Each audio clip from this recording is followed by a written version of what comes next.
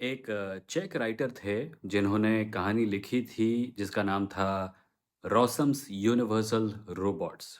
उन राइटर का नाम था कैरेल कैपेक और ये पहली बार था कि रोबोट शब्द का इस्तेमाल किसी ने किया था।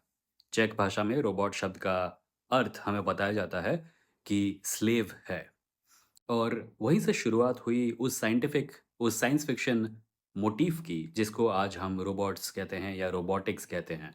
रोबोटिक्स के बारे में बात करने पर सबसे पहले हमारे माइंड में आते हैं आइज़ैक एसिमोव जिन्होंने रोबोट्स के बारे में कहानियाँ लिखी थी। पर रोबोट्स के बारे में सिर्फ आइज़ैक एसिमोव ने कहानियाँ नहीं लिखी थी, जैसा कि आप सब जानते हैं। किसी भी साइंस फिक्शन स्टोरी को उठा के देख लीजिए, उसके अंदर रोबोट्स मिलेंगे और रोबोट्स कई प्रकार के मिलेंगे।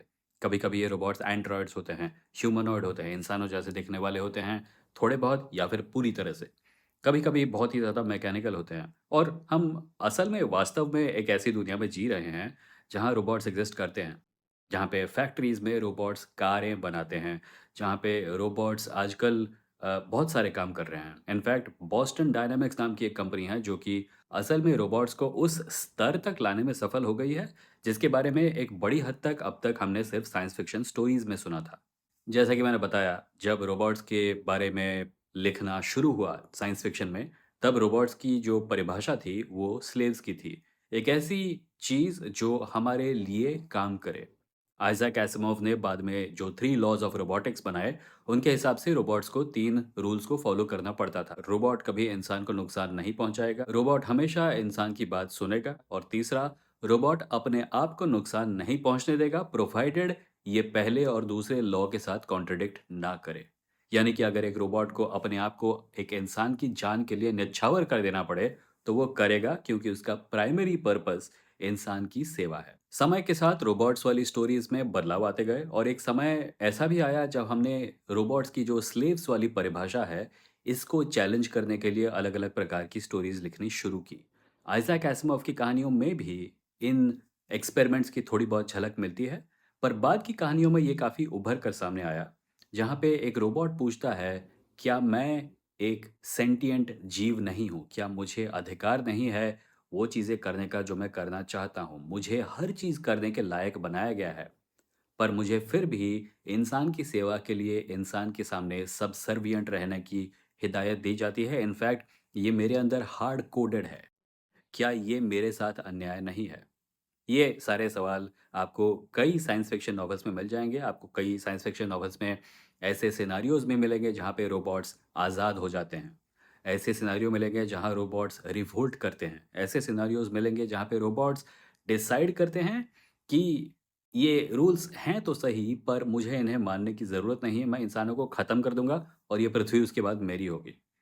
एक बड़ा एग्जाम्पल इस चीज़ का हमको टर्मिनेटर फ़िल्म सीरीज़ में देखने को मिलता है, जहाँ पे एक मशीन इंटेलिजेंस डिसाइड करती है कि इंसानों को साफ़ कर देना ठीक है। और अगर आइज़ैक एसिमोव की आई, रोबोट किताब पर बेस्ड जो फ़िल्म है, जिसके स्टार विल स्मिथ हैं, आप उस पर नज़र दौड़ाएँ, तो आपको दिखेगा एक ऐसा रोबोट जो डिसाइड करता है कि अगर मैं इन रूल्स को फ़ॉलो करूँ, तो मैं एक ही नतीजे पर पहुँच सकता हूँ। अगर मेरा काम इंसानों की सेवा करना है, इंसान को डिफेंड करना है, तो इंसानों को डिफेंड करने का सबसे अच्छा तरीका है कि मैं इंसानों को इंसानों से डिफेंड करूं, इंसानों को अपनी ज़िंदगी ना जीने दूं, क्योंकि अगर वो अपने हिसाब से जिएंगे तो वो एक दूसरे को समाप्त कर देंगे। इसलिए उस कहानी में जो रोबोट थी, जो रोबोट इंटेलिजेंस थी, उसने कोशिश की कि वो इंसानों पर काबू पा ले ताकि इंसानों का ही भला हो।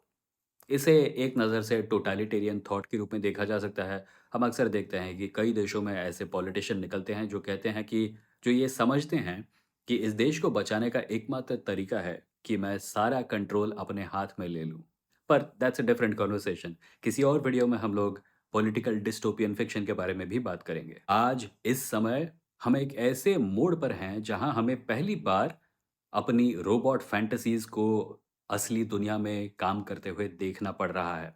आज वो पहला मौका है जब हमें असल में अपने आप को वो सवाल पूछने पड़ रहे हैं जो साइंस फ़िक्शन कहानियों ने सालों से पूछे हैं। हमें पहली बार चैट जीपीटी जैसी किसी चीज़ के साथ कंटेंट करना पड़ रहा है। हमें पहली बार अपने आप से ये पूछना पड़ रहा है कि क्या ये मशीन एक मशीन है?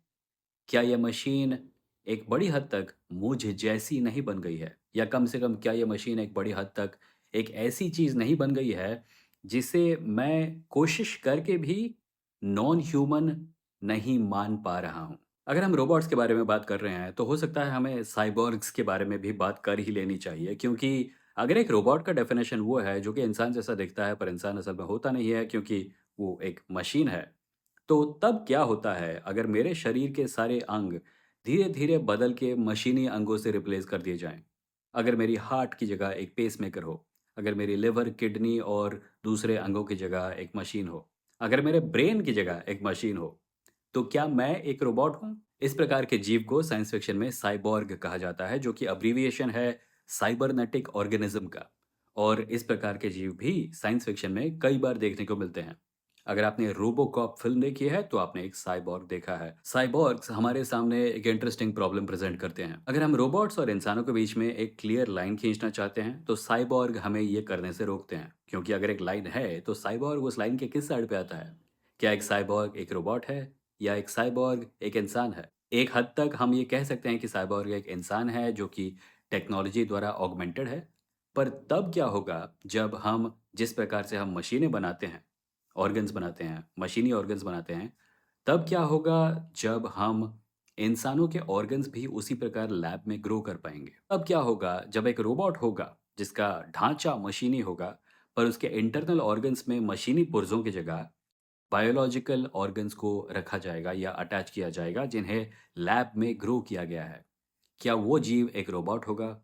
क्या वो जीव एक साइबॉर्ग होगा? क्या वो जीव इंसान होगा?